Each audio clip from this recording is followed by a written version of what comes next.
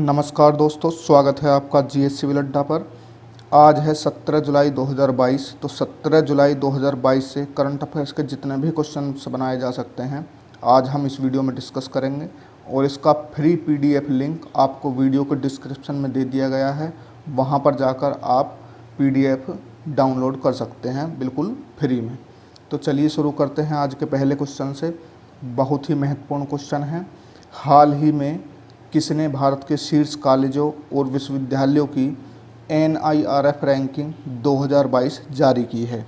Option A Smriti Zubin Irani, option B Mansukh Mandaviya, option C Dharmendra Pradhan, option D Nirmala Sitharaman.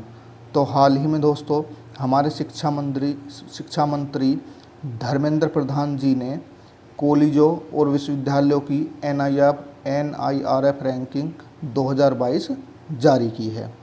चलिए इसमें देख लेते हैं किस कॉलेज या यूनिवर्सिटी की क्या स्थिति है। तो सबसे इम्पोर्टेंट है ओवरऑल श्रेणी। ये कई श्रेणियों में दिया गया है, इसकी सारी श्रेणियां मैंने दी हैं कि किस किस का कौन कौन सा स्थान है, लेकिन सबसे ज़्यादा इम्पोर्टेंट ओवरऑल श्रेणी मानी जाती है कि ओवरऑल श्रेणी में कौन पहले 3 स्थान पर हैं, ये आपको ज़रूर याद रखने हैं। तो ओवरऑल श्रेणी में पहले स्थान पर है IIT मद्रास, दूसरे स्थान पर है IISc बेंगलुरु, तीसरे स्थान पर है IIT बॉम्बे और चौथे स्थान पर है IIT दिल्ली। अगर यूनिवर्सिटी श्रेणी में देखें तो पहले नंबर पर IISc बेंगलुरु और दूसरे नंबर पर जवाहरलाल नेहरू यूनिवर्सिटी नई दिल्ली है। कॉलेज श्रेणी की बात करें तो पहले स्थान पर मिरंडा हाउस नई दिल्ली, दूसरे पर हिंदू कॉलेज नई दिल्ली और तीसरे पर प्रेसिडेंसी कॉलेज चेन्नई है। इंजीनियर श्रेणी में देखें तो IIT मद्रास पहले नंबर पर है, IIT दिल्ली दूसरे नंबर पर है और IIT बॉम्बे तीसरे नंबर पर है। आपको याद सिर्फ ओवरऑल श्रेणी रखनी है, जो बिल्कुल कंफर्म रखनी है। ये श्रेणियां आपको एक एक बार निगाह में निकाल लेनी है, कभी आ भी सकता है इनसे क्वेश्चन। मैनेजमेंट श्रेणी में IIM अहमदाबाद पहले नंबर पर, IIM बेंगलोर दूसरे नंबर पर और IIM कलकत्ता तीसरे नंबर पर है। मेडिकल श्रेणी की बात करें तो एम्स दिल्ली पहले नंबर पर, PGIMER चंडीगढ़ दूसरे नंबर पर और CMC वेल्लोर तीसरे नंबर पर है। लॉ श्रेणी की बात करें तो national law school of India university Bangalore पहले नंबर पर है, NLU नई दिल्ली दूसरे नंबर पर है और सिम्बोसिस लॉ स्कूल पुणे तीसरे नंबर पर है। यदि बात करें फार्मेसी श्रेणी की तो जामिया हमदर्द नई दिल्ली टॉप पर है। डेंटल श्रेणी में Saveetha institute of medical and technical science Chennai है। आर्किटेक्चर श्रेणी में IIT रुड़की टॉप पर है और शोध श्रेणी में IISc बेंगलोर टॉप पर है। क्योंकि ये NIRF का यहाँ पर जिक्र हुआ है, NIRF रैंकिंग है, तो NIRF की फुल फॉर्म देखते हैं, नेशनल इंस्टीट्यूशनल रैंकिंग फ्रेमवर्क। इसकी स्थापना वर्ष 2015 में मानव संसाधन विकास मंत्रालय द्वारा की गई थी। अब दोस्तों मानव संसाधन विकास मंत्रालय का नाम क्या कर दिया है, बदलकर शिक्षा मंत्रालय कर दिया गया है और इसने अप्रैल 2016 से इसी फ्रेमवर्क में रैंकिंग देना शुरू कर दिया है। नेक्स्ट क्वेश्चन, हाल ही में कुमार स्वामी कामराज की जयंती कब मनाई गई है? ऑप्शन ए 15 जुलाई, ऑप्शन बी 16 जुलाई, ऑप्शन सी 17 जुलाई, ऑप्शन डी 12 जुलाई।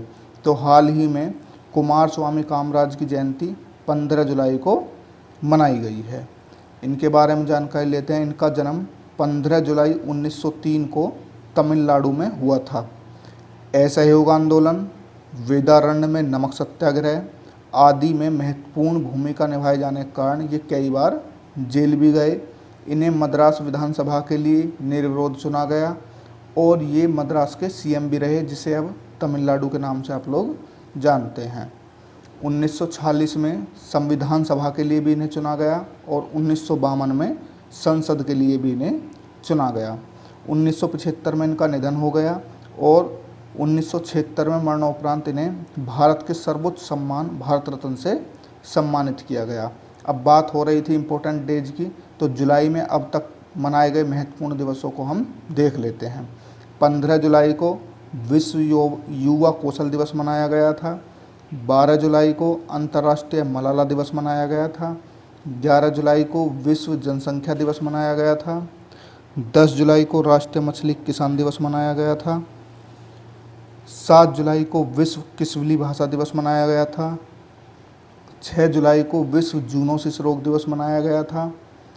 4 जुलाई को स्वतंत्रता सेनानी अल्लूरी सीताराम राजू की 125वीं जयंती मनाई गई थी और 4 जुलाई को ही अमेरिका का स्वतंत्रता दिवस भी मनाया जाता है।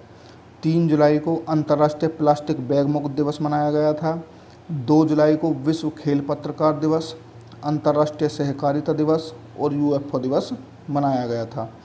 1 जुलाई को राष्ट्रीय चिकित्सक दिवस मनाया गया था जिसकी थीम थी family doctors on the front line, और 1 जुलाई को ही जीएसटी दिवस भी मनाया गया था। और मैं आपको बार बार बताता हूँ जीएसटी दिवस कब लागू किया गया था, तो 1 जुलाई 2017 को लागू किया गया था। ये क्वेश्चन कई परीक्षाओं में पूछा जा चुका है और अभी भी पूछा जा रहा है। नेक्स्ट क्वेश्चन है, हाल ही में P-70A फ्रीगेट्स, थ्री गेट्स नहीं है, फ्रीगेट्स है, हाल ही में P-17A फ्रीगेट श्रेणी के पोत Y3023 दूनागिरी को कहाँ लॉन्च किया गया है? Option A Mumbai, option B Calcutta, option C Visakhapatnam, option D Orissa. तो आप पिक्चर में देख पा रहे होंगे कि ये एक पोत है और इसे कलकत्ता में लॉन्च किया गया है। इसकी लॉन्चिंग कलकत्ता के garden rich ship builders and engineer limited से हुगली नदी में की गई है। इसका नाम जो दूनागिरी रखा गया है वो उत्तराखंड राज्य की पर्वत श्रृंखला के नाम पर रखा गया है। हाल ही में किस राज्य ने अर्न विद लर्न योजना शुरू की है? Option A Tripura, option B Paschim Bangal, option C Bihar, option D Madhya Pradesh. तो हाल ही में अर्न विद लर्न योजना त्रिपुरा ने शुरू की है, इस प्रकार इसका ए ऑप्शन सही हो जाएगा। अब बात त्रिपुरा की हो रही है तो त्रिपुरा की पूरी जानकारी लेते हैं। त्रिपुरा की स्थापना 21 जनवरी 1972 को हुई थी। वर्तमान में मुख्यमंत्री श्री मणिक साहा हैं। मुख्य न्यायाधीश श्री इंद्रजीत महंती हैं। राज्यपाल श्री रमेश बैस हैं। राजधानी अगरतला है। पड़ोसी राज्य असम और मिजोरम हैं। पड़ोसी देश बांग्लादेश है। प्रमुख भाषाओं की बात करें तो मणिपुरी, त्रिपुरी और बांग्ला इसकी प्रमुख भाषाएं हैं। इस समय कुल 8 ज़िले हैं। राज्य के पुष्प नागकेसर है। राज्य के वृक्ष अगार है। राज्य के पक्षी मादा तीतर है। राज्य के पशु फेरीज, पर्णवानर यानी कि फायर्स लंगूर है। लोकसभा सीट 2 हैं। राज्यसभा सीट 1 है और विधानसभा सीट 60 है। नेक्स्ट क्वेश्चन, हाल ही में किस राज्य के व्यक्ति में अनोखा ब्लड ग्रुप AB+ मिला है? दोस्तों आपने 4 ब्लड ग्रुप सुने होंगे, O, A, B और AB, लेकिन ये अनोखा ब्लड ग्रुप AB+ जो कि रेयर केसों में ही देखने को मिलता है, ये मिला है कहाँ पर? गुजरात में। इसका ए सही आंसर हो जाएगा। हालांकि दुनिया में पहले भी कुछ लोगों में ये मिला है लेकिन बहुत ही रेयर मिलता है और जिस व्यक्ति में ये मिला है उसकी मृत्यु हो चुकी है। तो गुजरात की बात हो रही है। तो गुजरात का स्थापना दिवस 1 मई 1960। मुख्यमंत्री श्री भूपेंद्र भाई पटेल। मुख्य न्यायाधीश श्री अरविंद कुमार। राज्यपाल श्री आचार्य देवव्रत। राजधानी गांधीनगर। पड़ोसी राज्य महाराष्ट्र, मध्य प्रदेश, राजस्थान। पड़ोसी देश पाकिस्तान। प्रमुख भाषाएं गुजराती, सिंधी, उर्दू, हिंदी, मराठी। ज़िले की बात करें तो 33 हैं। राज्य के पुष्प गेंदा या मैरीगोल्ड। राज्य के पक्षी हंसावर यानी कि फ्लेमिंगो। राज्य के पशु गिर सिंह, एशियाई शेर। लोकसभा सीट 26 हैं। राज्यसभा सीट 11 हैं और विधानसभा सीट 182 हैं। नेक्स्ट क्वेश्चन, हाल ही में अंतर्राष्ट्रीय T20 में लगातार सबसे ज़्यादा मैच जीतने वाले कप्तान कौन बने हैं? Option A Virat Kohli, option B Rohit Sharma, option C Shikhar Dhawan, option D इनमें से कोई नहीं। तो लगातार 13 T20 मैच जीतकर ये रिकॉर्ड रोहित शर्मा ने अपने नाम किया है। वे अंतर्राष्ट्रीय क्रिकेट में लगातार 13 मैच जीतने वाले पहले कप्तान बन गए हैं। नेक्स्ट क्वेश्चन, हाल ही में किस राज्य के राज्यपाल ने दी मैकमोहन लाइन पुस्तक का विमोचन किया है? Option A Arunachal Pradesh, option B Sikkim, option C Himachal Pradesh, option D Andhra Pradesh. तो दोस्तों, हाल ही में हिमाचल प्रदेश के राज्यपाल राजेंद्र अल्लेकर ने दी मैकमोहन लाइन पुस्तक का विमोचन किया है और इसके राइटर आपको दिख रहे होंगे इस पुस्तक में ही, जे सिंह इसके राइटर हैं। अब बात हो रही है हिमाचल प्रदेश की, तो हिमाचल प्रदेश की जानकारी लेते हैं और इससे रिलेटेड कुछ करंट भी देखते हैं। तो हिमाचल प्रदेश में अभी नारी को नमन योजना चल रही है। पहला जैव विविधता पार्क हिमाचल प्रदेश के मंडी में खोला गया है और सिंगल यूज प्लास्टिक बायबैक योजना भी हिमाचल प्रदेश में चलाई जा रही है। हिमाचल प्रदेश की स्थापना 25 जनवरी 1971 को हुई थी। मुख्यमंत्री वर्तमान में जयराम ठाकुर हैं, मुख्य न्यायाधीश अमजद ए सईद हैं, राज्यपाल राजेंद्र विश्वनाथ अर्लेकर हैं। राजधानी की बात करें तो शिमला है। पड़ोसी राज्य जम्मू कश्मीर, उत्तर प्रदेश, उत्तराखंड, पंजाब एवं हरियाणा है। पड़ोसी देश तिब्बत यानी चीन है। प्रमुख भाषाएं हिंदी, पंजाबी, किन्नौरी, कांगड़ी, लाहौली हैं। जिले 12 हैं। राज्य के पुष्प बुरांस है। राज्य के वृक्ष पीपल है। राज्य के पक्षी मोनल विजन यानी फेजेट है। राज्य के पशु हिमचीता है वर्ष 2007 से। लोकसभा सीट 4 हैं, राज्यसभा सीट 3 हैं और विधानसभा सीट 68 हैं। नेक्स्ट क्वेश्चन है, पुरुषों की आईसीसी ओडीआई रैंकिंग में भारत कौन से स्थान पर पहुंचा है? ऑप्शन ए पहले, ऑप्शन बी दूसरे, ऑप्शन सी तीसरे, ऑप्शन डी चौथे। तो पुरुषों की आईसीसी ओडीआई रैंकिंग हाल ही में जारी की गई है, तो इसमें भारत तीसरे स्थान पर पहुंच गया है। अब बात आती है भारत तीसरे स्थान पर पहुंचा है तो पहले और दूसरे पर कौन है? तो पहले पर न्यूजीलैंड है और दूसरे पर इंग्लैंड है। आईसीसी की बात करें तो आईसीसी की full form international cricket council. इसकी स्थापना 15 जून 1909, मुख्यालय दुबई यूएई में है। अध्यक्ष ग्रेग बार्कले हैं और सीईओ जियोफ एलार्डिस हैं। नेक्स्ट क्वेश्चन, हाल ही में किस देश के पूर्व प्रधानमंत्री शिंजो आबे को मरणोपरांत supreme order of the chrysanthemum award से सम्मानित किया जाएगा? Option A Australia, option B Angola, option C Japan, option D रूस। तो हाल ही में आपने देखा था कि जापान के पूर्व प्रधानमंत्री शिंजो आबे की गोली मारकर हत्या कर दी गई। अब उन्हें मरणोपरांत जापान का सर्वोच्च सम्मान सुप्रीम ऑर्डर ऑफ द क्राइसैंथमम से सम्मानित किया जाएगा। जापान से रिलेटेड मुख्य करंट क्या हैं? तो हेनले पासपोर्ट इंडेक्स में जापान शीर्ष स्थान पर है। दुनिया का पहला डुअल मोड वाहन पेश करने वाला भी देश जापान ही है और पहली बार नाटो के शिखर सम्मेलन में जापान भाग लेगा। Next question, world athlete championship 2022 का आयोजन कहाँ पर हुआ है? अमेरिका में हुआ है। वर्ल्ड एथलेटिक्स चैंपियंस 2022 का आयोजन अमेरिका में किया गया है। इसकी पूरी जानकारी लेते हैं। ये इसका 18वां संस्करण है जो 15 जुलाई से अमेरिका के ओरेगन में शुरू हुआ है। कहाँ पर? अमेरिका के ओरेगन में। ये आयोजन 2021 में होना था परंतु कोविड-19 के कारण स्थगित कर दिया गया था। यूक्रेन पर रूसी आक्रमण के बाद विश्व एथलेटिक्स ने रूस और बेलारूस के एथलीटों पर इसमें शामिल होने पर प्रतिबंध लगा दिया है। इसका मतलब रूस और बेलारूस के एथलीट इस संस्करण में शामिल नहीं हो रहे हैं। वर्ल्ड एथलेटिक्स का पहला संस्करण 1983 में फिनलैंड में आयोजित किया गया था। 17वां संस्करण 2019 दोहा कतर में आयोजित किया गया था। 18वां संस्करण मैंने अभी आपको बताया 2022 में ओरेगन अमेरिका में शुरू हुआ है। 19वां संस्करण 2023 बुडापेस्ट हंगरी में आयोजित किया जाएगा और 20वां संस्करण 2025 में टोक्यो जापान में आयोजित किया जाएगा। ये सारे संस्करण आप याद रखेंगे, पूछे जाते हैं। नेक्स्ट क्वेश्चन, हाल ही में किसने नए जनगणना डाटा वर्क स्टेशन का उद्घाटन किया है? Option A Shri Narendra Modi, option B Amit Shah, option D doctor Vivek Joshi और नेक्स्ट राजनाथ सिंह। तो जनगणना डाटा वर्क स्टेशन का उद्घाटन किसने किया है? हमारे जनगणना आयुक्त और पंजीयक डॉक्टर विवेक जोशी ने किया है। आईआईटी दिल्ली ने एक नए डाटा वर्क स्टेशन को स्थापित किया है और भारत के महापंजीयक और जनगणना आयुक्त डॉक्टर विवेक जोशी ने इसका उद्घाटन किया है।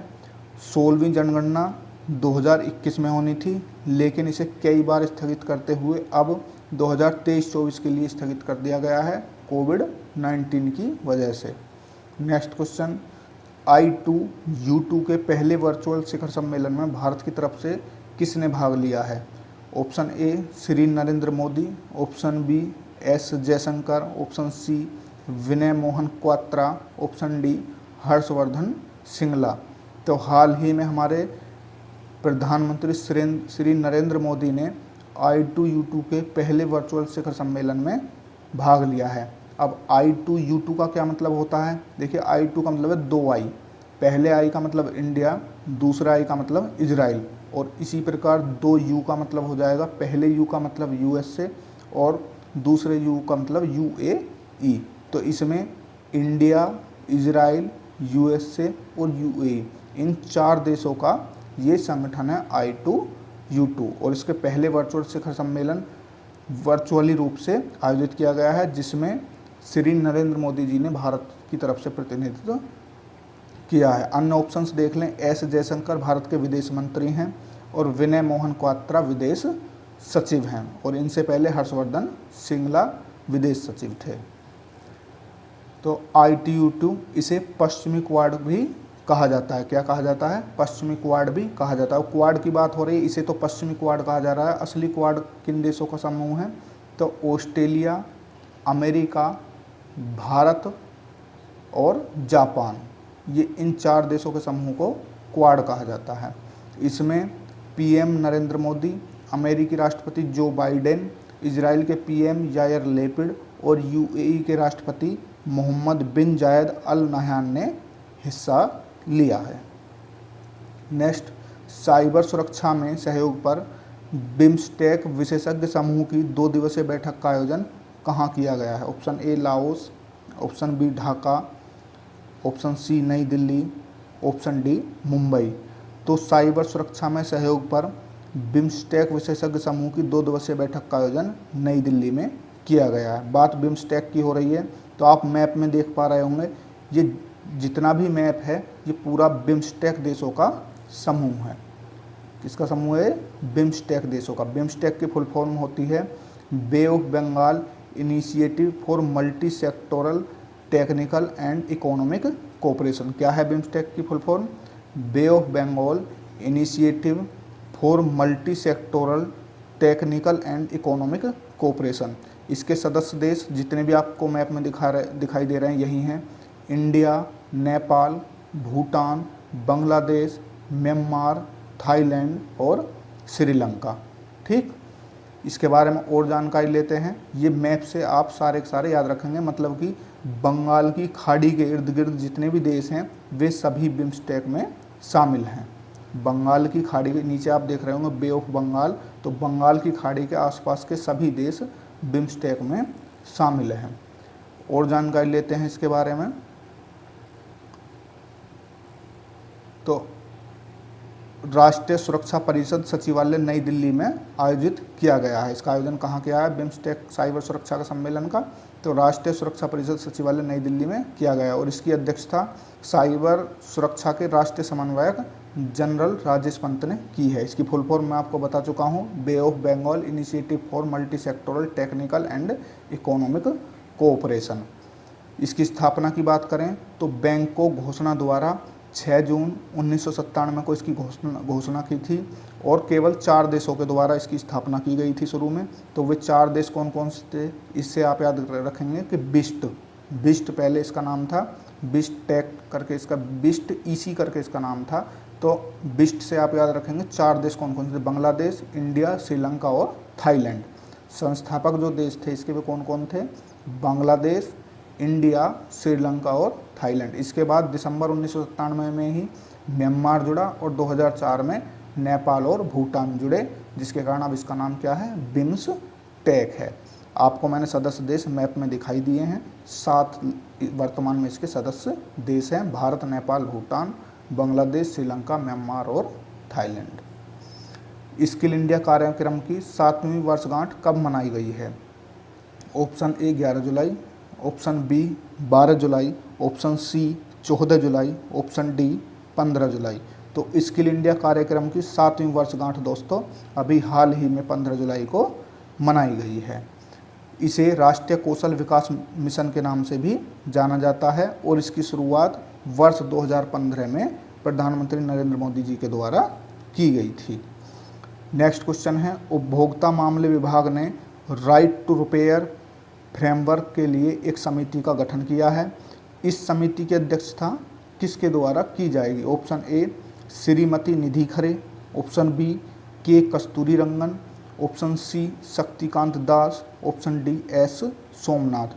तो हाल ही में उपभोक्ता मामले विभाग ने राइट टू रिपेयर पर फ्रेमवर्क के लिए एक समिति का गठन किया है। इसकी अध्यक्षता श्रीमती निधि खरे के द्वारा की जाएगी। अन्य ऑप्शंस देख लेते हैं।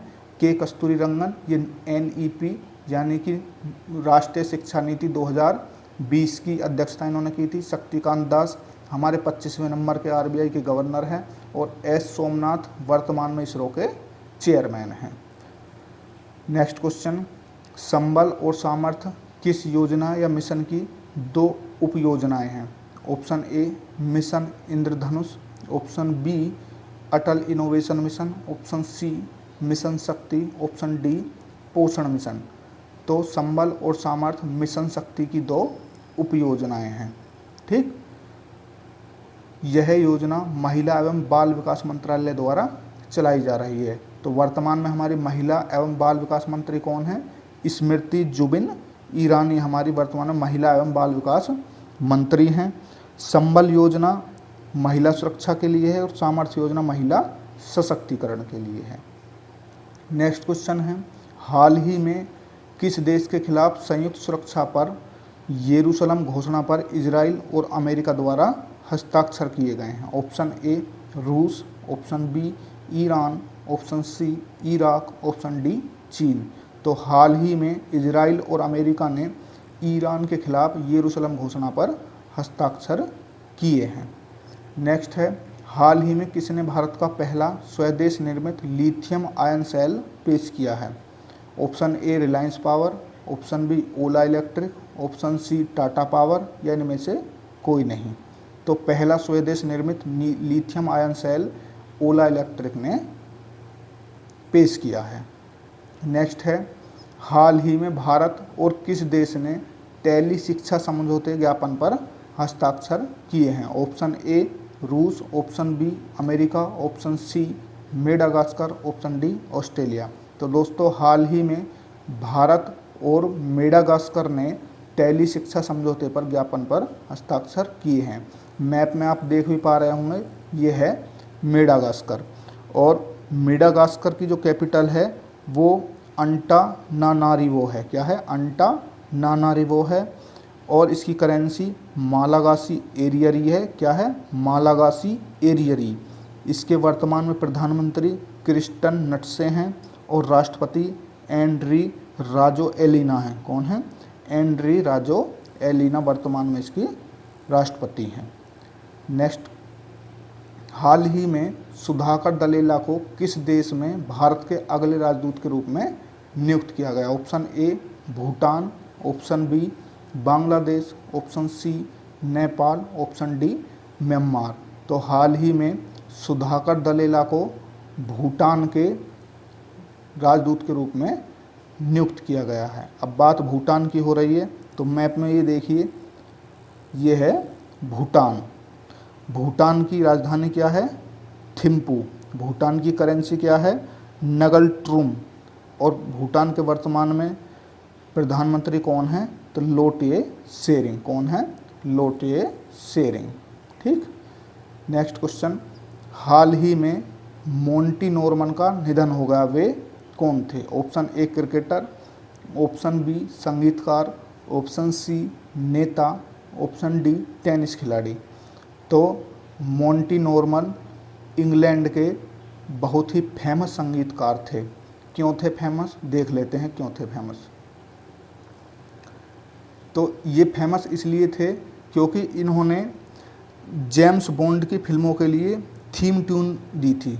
किसकी फिल्मों के लिए थीम ट्यून बनाते थे? तो जेम्स बॉन्ड की फिल्मों के लिए थीम ट्यून बनाते थे। और जेम्स बॉन्ड 1953 में अंग्रेजी लेखक इयान फ्लेमिंग द्वारा रचित एक काल्पनिक पात्र है। जेम्स बॉन्ड क्या है? एक मात्र काल्पनिक पात्र है। ठीक, तो ये इंग्लैंड के संगीतकार थे मोंटी नॉर्मन। नेक्स्ट क्वेश्चन है, अपनी इंटरनेट सेवा शुरू करने वाला भारत का पहला राज्य कौन बना है? Option A Gujarat, option B Tamil Nadu, option C Kerala, option D Delhi. तो अपनी खुद की इंटरनेट सेवा शुरू करने वाला भारत का पहला राज्य केरल बन गया है। तो केरल की बात हो रही है, केरल की पूरी जानकारी लेते हैं। इसकी स्थापना 1 नवंबर 1956 को हुई थी। वर्तमान में मुख्यमंत्री पिनराई विजयन हैं, मुख्य न्यायाधीश एस मणिकुमार हैं, राज्यपाल आरिफ मोहम्मद खान हैं, राजधानी तिरुवनंतपुरम है, पड़ोसी राज्य कर्नाटक और तमिलनाडु हैं। लिंगानुपात देखें तो यह भारत में सर्वाधिक लिंगानुपात वाला राज्य है और इसका लिंगानुपात 1084 है प्रति 1000 पुरुषों पर। प्रमुख भाषाएं मलयालम और तमिल हैं। जिलों की बात करें तो 14 हैं।